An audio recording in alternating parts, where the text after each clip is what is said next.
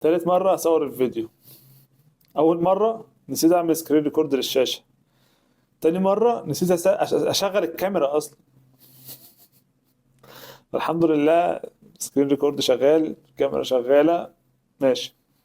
أنا أصلا هو عامل اللوجو أصلا، خلاص خلصت.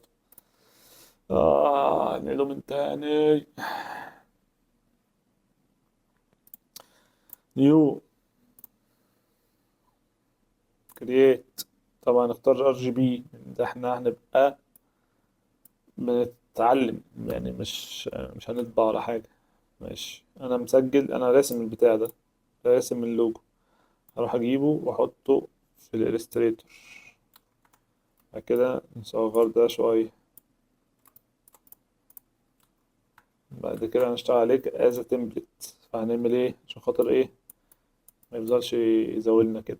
هنعمل layer جديد، وهندوس على الحتة الفاضية ديت، دبل كليك، وهنختار template، وندوس اوكي. فهيتهدن كده وهيعمل ايه؟ قفل. طيب انا لو جيت ارسم اي حاجة مش هيرسم، عشان انا مختار اللاير دي اللي هي اللي عليها القفل دي. فانا هختار لاير 2 وارسم، هيرسم اي حاجة انا عايزها. تمام.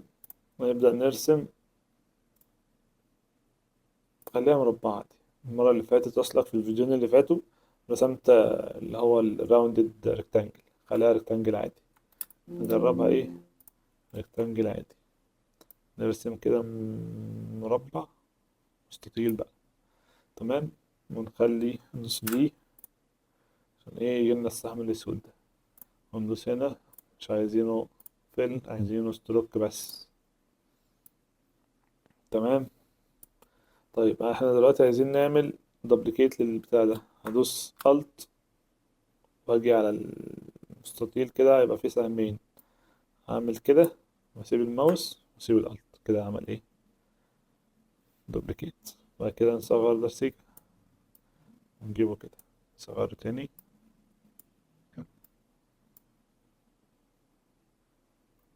معلش معلش معلش.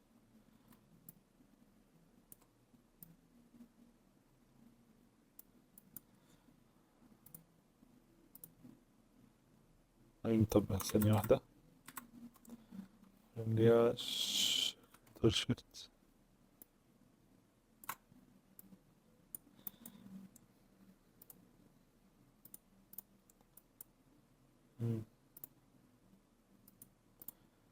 طيب احنا عايزين نصغره يعني هنا يجي كمان.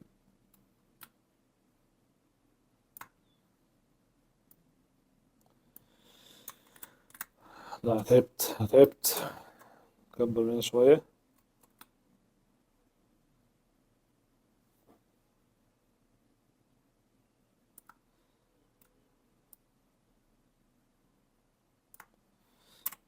نعمل كده، نعمل كله أراوند. ماشي. نعمل سهل. بعد كده نجيب ريكتانجل تاني، صغير شوية. بعد كده نسلكت ونعمل الاين عشان خاطر تبقى المربع ده يبقى في النص، عشان انا هقص اصلا الحتة دي. هقصها ازاي؟ هعمل سلكت واختار شيب فيلدر، شيب بيلدر تول. هدوس الت ونعمل كده، هيتقص المنظر ده. طيب ندوس في عشان نجيب السهم الاسود كده. نرسم ايه؟ عايزين نرسم الفي ده. هنجيب مربع ونعمل كده.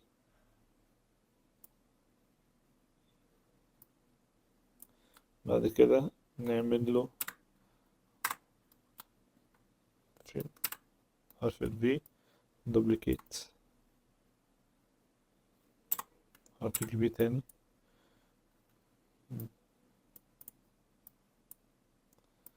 نعمل ده كده راوندد، واعمل ده راوند. ارجع ده كده شوية، وهد ده كده، لف شوية كده، ولف شوية كده. تاني علقت. هيته بالمنظر ده كده عشان خاطر يعمل لنا ايه؟ حرف الار، الفي. طويله سيكا، ده عايز يطور سيكا. عايز ليه كده شوية. باين كده شوية. أيوة. بس هو مبيصغرش، هو راوند لازم يتحول مربع. ماشي. نوريه كده شوية.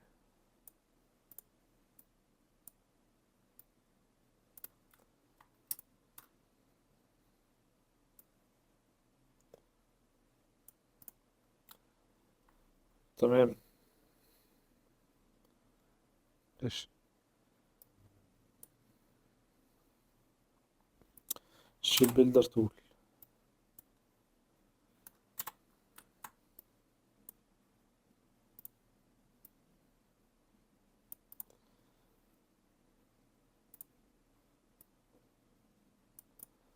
ماشي. كان نرسم بقية الفي، المفروض الفي دي جاية كده، المفروض هنا يبقى فيه شيب عشان خاطر ايه يكملها. هنرسم مربع صغير. نرسم مربع صغير وهنيجي كده شيفت عشان ايه نكمل الراوند. ممكن توسيكة كده. مش ماشي خلاص.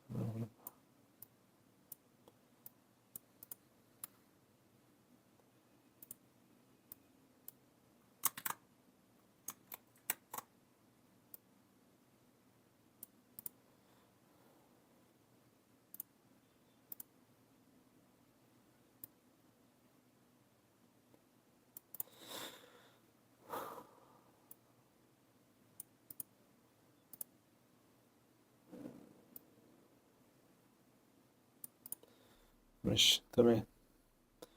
بعد كده نختار الجزء ده، ندوس شيفت ونختار الجزء ده كمان عشان نعمل له ايه راوند.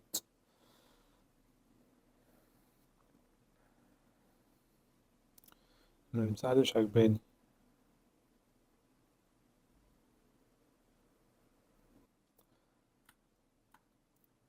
كده ناخد ده دوبليكيت ونحطه كده عشان نكبر ده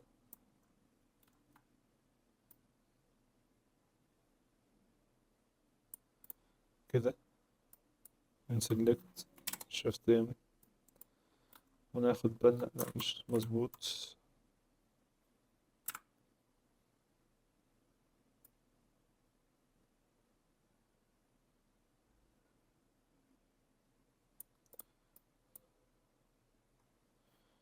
شيفت ام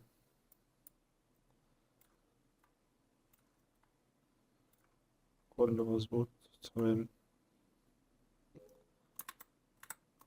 عايز التوتيكا بس. كده شيفت ام. وليه مش موجود تاني؟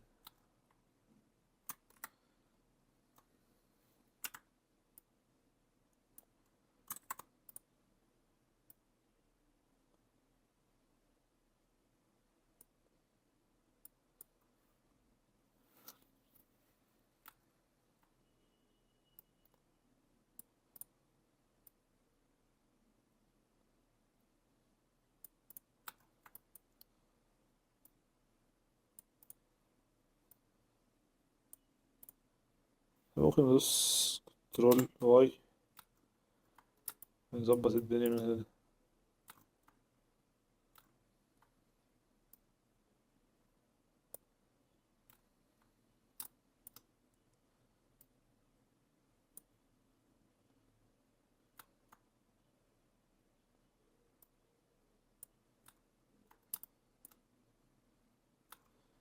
ماشي. شيفت ام.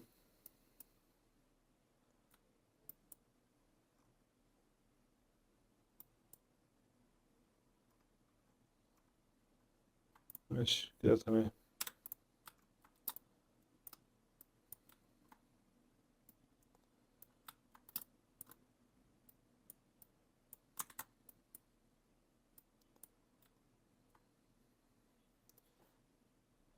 ماشي بعد كده نشيل بقى اللاير ده.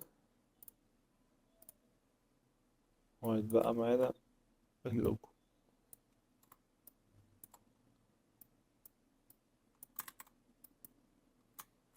كنترول جي ونكتب بي ار كينج،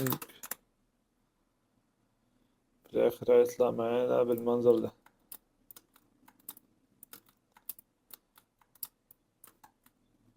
ده اللوجو اللي كنت عامله المرة اللي فاتت، واللي طلع ان انا ما بعملش ريكورد. بس احنا وصلنا لحد كده. طبعا هو انت يعني انت محدش هيقولك انت عملت التصميم ده ازاي او انت ايه الطريقة اللي انت عملته بيها، هو اهم حاجة النتيجة.